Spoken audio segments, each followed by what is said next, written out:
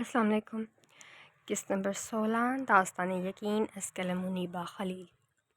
ہیر کی آدھی رات کو آنکھ کھلی تھی، پھر خود کو اپنے کمرے میں دیکھ اور اچھی طرح کمبل میں کور دیکھ کر سمجھ گئی کہ جانی ہی اسے چھوڑ کے گیا تھا۔ وہ جانتی تھی کہ جانی اس کی فکر بھائیوں کی طرح کرتا ہے، اور یہ بھی جانتی تھی کہ اسے رشتے راست نہیں آتے۔ مجھے رشتے راست نہیں آتے، ورنہ میں تمہیں بتاتی کہ دنیا میں تم سے اچھا بھائی کوئی نہیں ہو سکتا۔ میں تمہیں بتاتی کہ تم میرے لیے کیا ہو۔ میں تمہیں بتاتی کہ تمہیں ایک رشتوں کی ماری لڑکی کے دل میں کیا مقام حاصل ہے۔ ہیر سوچوں میں ہی جانی سے مخاطب تھی۔ پھر اس لڑکے کی یاد آئی جس نے اس کی مدد کی تھی، جبکہ وہ سب ہیر نے بس شوق کے تحت کیا تھا، ورنہ اگر وہ اسے لے بھی جاتا تو جانی اس کی لوکیشن ٹریس کروا ہی لیتا۔ تم جو بھی ہو بہت اچھے ہو، اور تم وہ پہلے مرد ہو جسے بغیر جانے ہی ہیر اپنے دل میں جگہ دیتی ہے۔ ہیر شرماتے بولی، آخر میں کہہ لگایا، جبکہ اس کے ماتھے کی لکیروں میں جو کچھ لکھا تھا اس سے وہ انجان تھی۔ اور اگر انسان کو معلوم ہو جائے کہ کل کو فلاں انسان سے دغا دے جائے گا تو وہ پہلے ہی اس سے دور رہے۔ معلوم ہی تو نہیں ہو سکتا، کیونکہ ہر ایک کو اپنے امتحان میں حصہ لینا ہی ہوتا ہے۔ اور ہیر کا بھی وقت قریب تھا، اور وہ اس سے انجان مسکرا رہی تھی، کیونکہ اگر جان جاتی تو ساری زندگی بھی اس شخص کو اپنی سوچوں میں آنے کی اجازت نہیں دیتی۔ ہیر اسے سوچتی سوچتی ہی پھر سو گئی، کیونکہ قسمت ابھی اس پر عیاں نہیں ہوئی تھی۔ جانی جب دوبارہ کمرے میں آیا تو مومنہ بیڈ پہ سو رہی تھی۔ جانی کو یہ خیال بھی نہیں آیا کہ اس کی چھوٹی سی بیوی بھوکی ہوگی، کیونکہ ابھی وہ خود سے جنگ میں مصروف تھا۔ جانی مومنہ کو دیکھنے کے بجائے صوفے پہ سو گیا۔ وہ اس کی ہائٹ سے چھوٹا تھا۔ جانی نے بیڈ پہ جانے کی غلطی نہیں کی، اور ویسے بھی اب رات کا 1 ہو چکا تھا۔ پھر کچھ ہی دیر میں اس نے اٹھ بھی جانا تھا، کیونکہ آفس جانے سے پہلے اس نے ایک دفعہ ہیر کو بھی چیک کرنا تھا۔ لیل، جس کی آنکھ بھوک سے کھلی تھی، اب تقریباً 10 منٹ سے سوچ رہی تھی کہ الیگزینڈر کو اٹھائے کہ نہیں، کیونکہ وہ اس سے ناراض تھی۔ مزید 10 منٹ بعد لیل نے ساری ناراضگی کو بھاڑ میں بھیجا اور الیگزینڈر کو آواز دینے لگی، سکندر سکندر سکندر اٹھو۔ لیل الیگزینڈر کے بالوں میں انگلیاں چلاتے بولی۔ شاید اس کا انگلیاں چلانا اسے سکون دے رہا تھا، تو وہ ویسے ہی لیٹا رہا۔ اٹھو۔ لیل نے الیگزینڈر کے بال پکڑ کے کھینچے تھے، جس کے نتیجے میں وہ فوراً اٹھ گیا۔ کیا ہوا؟ کہیں درد ہو رہا ہے؟ میں میڈیسن دوں؟ وہ اٹھتے ہوئے لیل سے سوال کرنے لگا، جس پہ لیل نے معصوم سی شکل بنائی۔ مجھے بھوک لگی ہے، مجھ سے بھوک برداشت بھی نہیں ہو رہی، وہ الیگزینڈر کی طرف دیکھتی پرسکون انداز میں بولی۔ الیگزینڈر اس کی بات سنتے روم ریفریجریٹر کی طرف گیا اور وہاں سے کپ کیک اور فروٹ چاٹ نکال کے لاتے لیل کو پکڑائی، اور ساتھ ہی خود بیڈ کی دوسری طرف لیٹ گیا۔ یہ شاید اس کی ناراضگی کا اظہار تھا۔ لیل پر یقین تھی کہ وہ زیادہ دیر اس سے ناراض نہیں رکھ سکتا۔ تھینکس، لیل نے بھی منہ بناتے بولا اور کھانے لگی، جبکہ اس کے شکریہ پہ الیگزینڈر جو دوسری طرف منہ کر کے لیٹا تھا، اس کے چہرے پہ بھی مسکراہٹ آ گئی۔ الیگزینڈر جب اٹھا تو لیل اس کی طرف کروٹ لیتے سو رہی تھی، جبکہ بال سارے چہرے پہ بکھرے ہوئے تھے، جن کی وجہ سے اسے الجھن ہو رہی تھی، اور یہ اس کے چہرے سے بھی عیاں تھا۔ الیگزینڈر نے ہاتھ بڑھا کے اس کے چہرے سے بال پیچھے کیے تھے۔ سوتے ہوئے بھی اتنی معصوم لگتی ہیں جیسے آپ تو ننھی منھی بچی ہیں۔ اصل میں ابھی وہ اپنی بات مکمل کرتا جب اسے محسوس ہوا کہ لیل سو نہیں رہی بلکہ اٹھی ہوئی ہے۔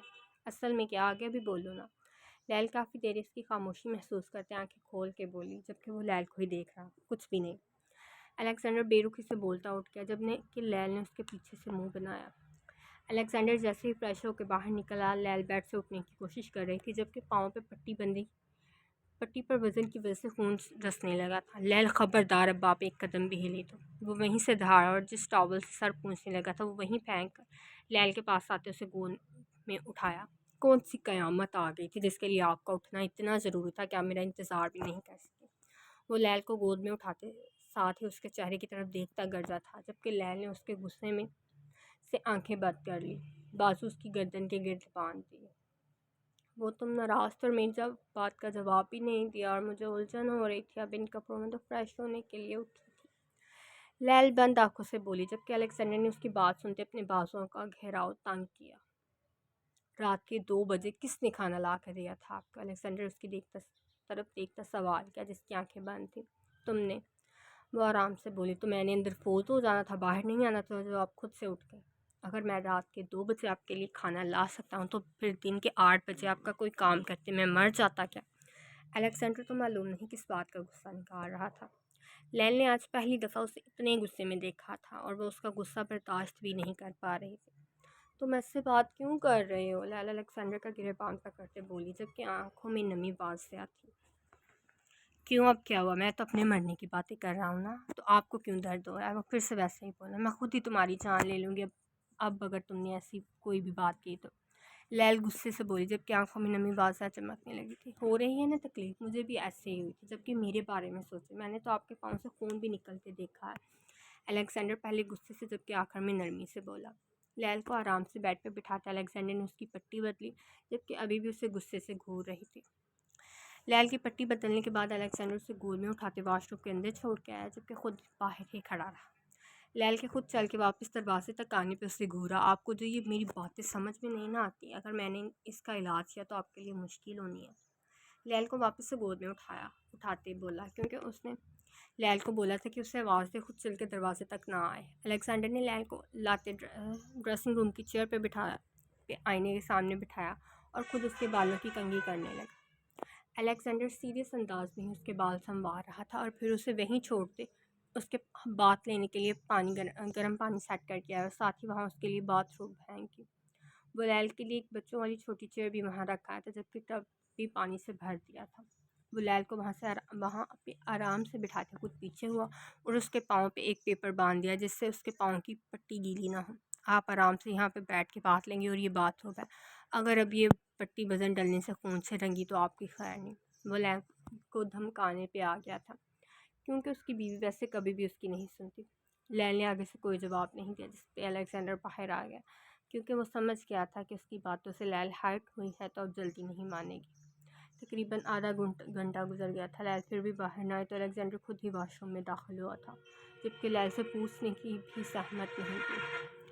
جیسے ہی وہ واش روم میں داخل ہوا لیل سامنے ہی باتھ روم پہنے کھڑی تھی جو کہ اس کے گھٹنوں تک آتا تھا اور شاید اسی وجہ سے وہ باہر بھی نہیں آ رہی تھی۔ لیل کی شرم و حیا کو اگنور کرتے الیگزینڈر نے اسے دوبارہ سے گود میں اٹھایا جبکہ اس دفعہ لیل بے نسلیں اٹھانے تک کی طاقت نہیں رہی تھی۔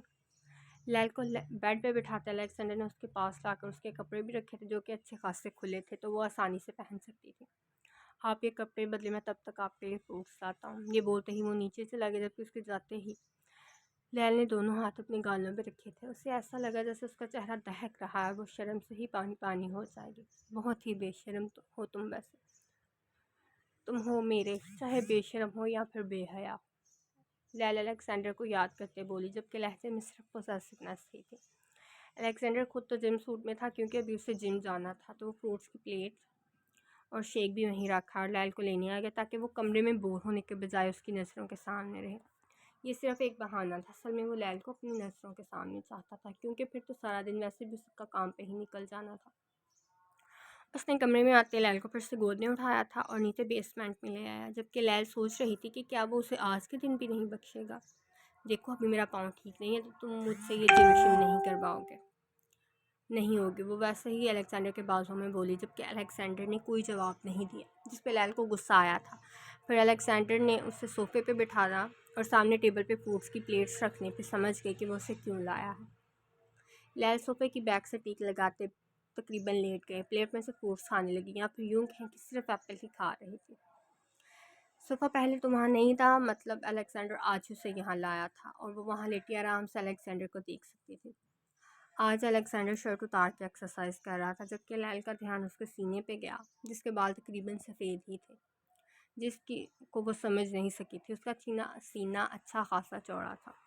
لیل کو وہ دن یاد آیا جب وہ اس کے سینے سے لگی رویا کرتی تھی اور اس کے مسلز بھی اتنے پھولے ہوئے تھے اور ابھی رات تھی تو اس نے ان بازوں کی گرفت صحیح تھی۔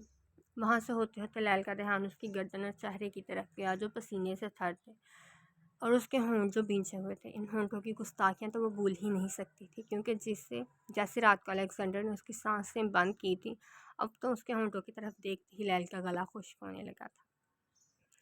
الیگزینڈر کی طرف دیکھتی یہ ابھی بھول گئی تھی کہ اس کی گود میں اس کا پسندیدہ فروٹ پڑا ہے۔ الیگزینڈر بھی لیل کو خود کو ٹکٹکی باندھ کے دیکھنے محسوس کر رہا تھا، دھیان نہیں دیا۔ الیگزینڈر جن سے فارغ ہوتا لیل کی طرف آیا جس پہ لیل بھی ہوش میں آتے جلدی سے ایپل کی ڈلی منہ میں ڈالی۔ الیگزینڈر نے لیل کے دوپٹے کا پلو پکڑ کے اپنا پسینہ صاف کیا جبکہ لیل نے بہت مشکل سے الیگزینڈر سے نظریں ہٹائی تھیں کیونکہ اس کا شوہر جان بوجھ کے اسے تنگ کر رہا تھا۔ الیگزینڈر اپنا پسینہ اچھے سے صاف کرنے کے بعد لیل کو گود میں اٹھایا اور کچن میں لاتے وہاں کاؤنٹر پہ بٹھایا.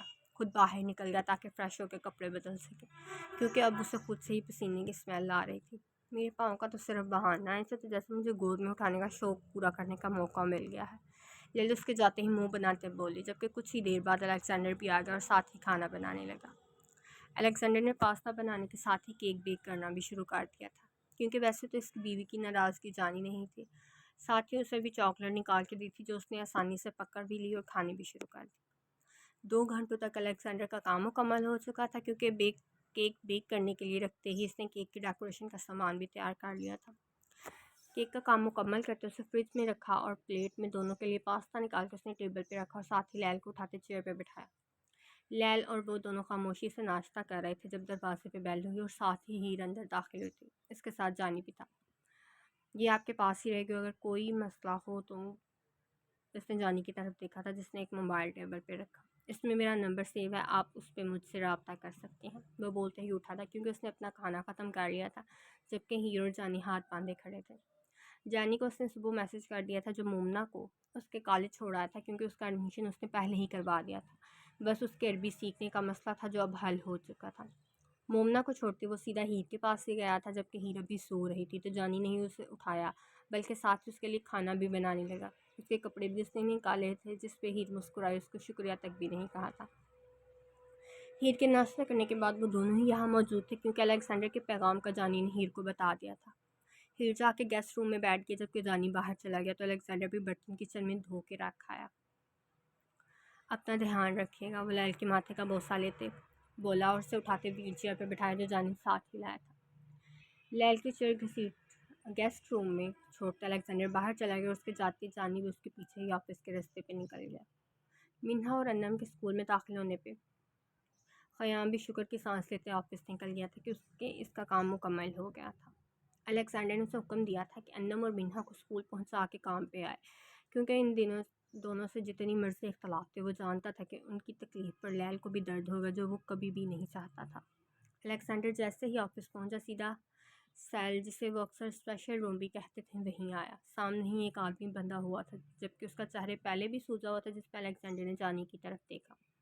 وہ کل جب یہ ہیر کو لے جا رہا تھا تو کسی لڑکی نے ہیر کو بچانے کے لیے اسے مارا تھا. جانی اس کی آنکھوں کا سوال سمجھتے بولی، اس لڑکے کے بارے میں معلوم کرو پھر، کیونکہ پہلے تو اس اجنبی سے مدد لیتی نہیں ہے، اگر لو تو اس کے بارے میں سب معلوم رکھو. وہ کیا ہے نا کہ اکثر جو ہاتھ مرد ہماری مدد کر رہے ہوتے ہیں وہی ہاتھ ہمارے گریبانوں کی طرف بھی آ جاتے ہیں، اور میں ایسا کچھ نہیں چاہتا. معلوم کرو کون ہے وہ، کیونکہ اگر اتنا ہی وہ نیک تھا تو کلب کے باہر کیا کرنے گیا تھا. وہ خیام سے بولا جو بھی کمرے میں داخل ہوا تھا. اس کو اچھے سے ٹارچر کرو اور سچ اگلواؤ کہ لڑکیاں کون اٹھواتا ہے، کیونکہ اگر میں نے کیا تو یہ کچھ بھی بولنے کے قابل نہیں رہے گا.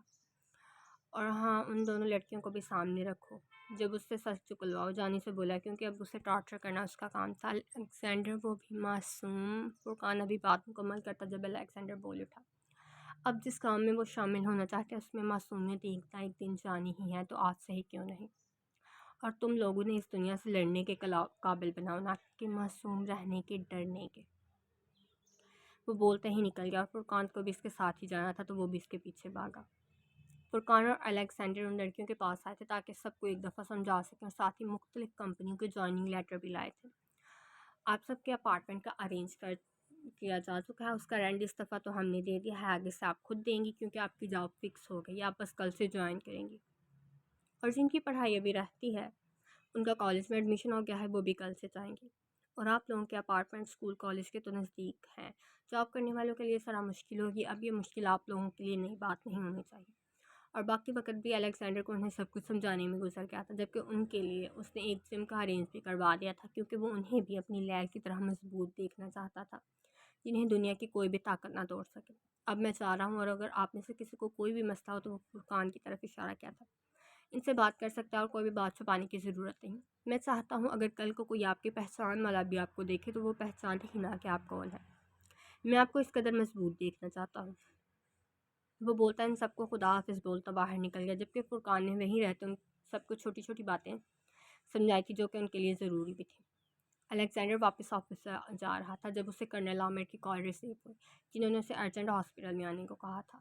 جس پہ اس نے گاڑی ہاسپٹل کی طرف موڑ دی۔ جیسے ہی الیگزینڈر ان کے بتائے کمرے میں داخل ہوا، عامر بیڈ کے پاس کھڑے تھے جبکہ اینا بیڈ پہ لیٹی تھی جس کے ایک ہاتھ پہ ڈرپ لگی ہوئی تھی۔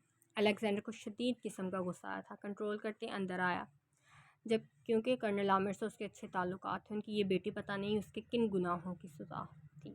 اینا کرنل عامر کی اکلوتی اور بگڑی ہوئی بیٹی تھی جس کی وجہ سے وہ ہمیشہ شرمندہ تو ہوئے تھے، اسے ڈانٹ نہیں سکتے تھے کیونکہ یہ ان کی محبوب بیوی کی نشانی تھی۔ ان کی بیوی اینا کے اغوا ہونے کی نیوز کی وجہ سے ہارٹ اٹیک سے فوت ہو گئی تھی، کیونکہ وہ پہلے بھی ایک دفعہ میجر قسم کا ہارٹ اٹیک برداشت کر چکی تھی۔ اس دفعہ ان کی جان سے پیاری بیٹی کی غیر موجودگی نے ان سے ساری ہمت چھین لی۔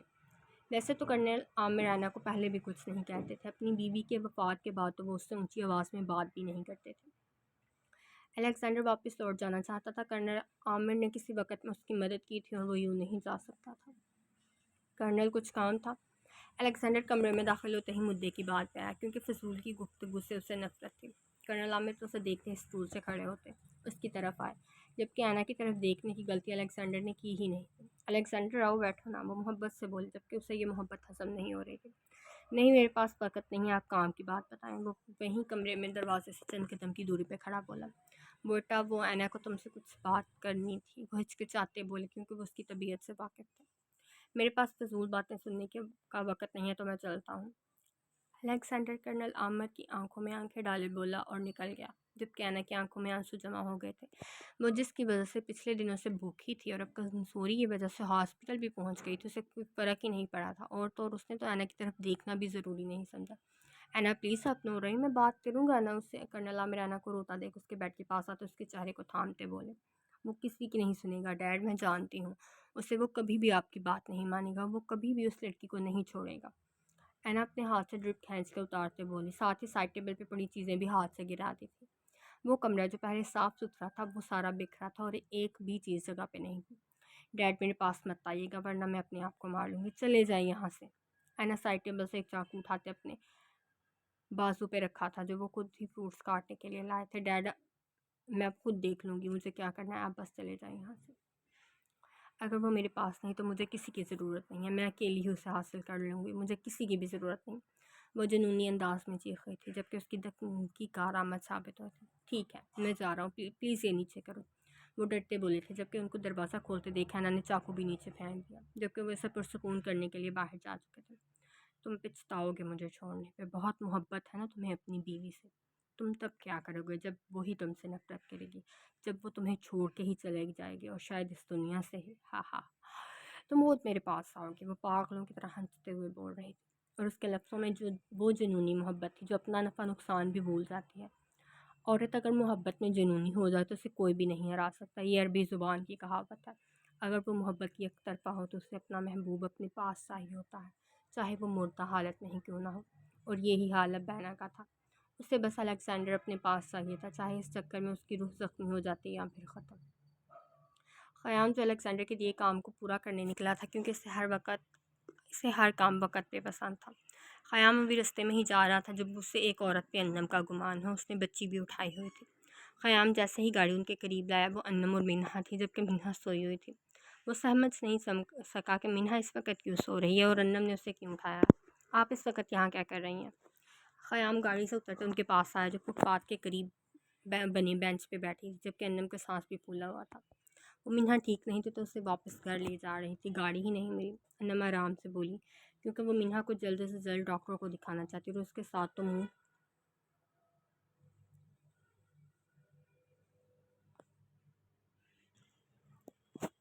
ساتھ تو منہا پہلے بھی چلی جاتی تھی جبکہ اسے ماسک میں انم نے ایک دفعہ ہی دیکھا تھا تو وہ پہچان ہی نہیں پائی کہ یہ وہی ہے جس نے اس کی مدد کی تھی۔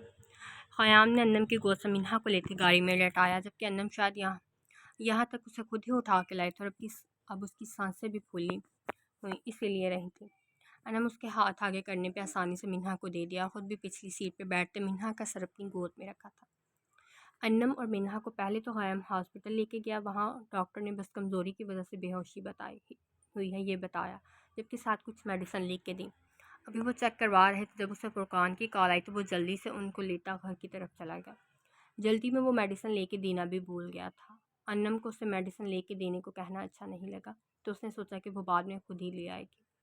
قیام ان کو گھر کے دروازے پہ چھوڑ کے جا چکا تھا کیونکہ انم نے کہا تھا کہ وہ منہا کو خود اندر لے جائے گی۔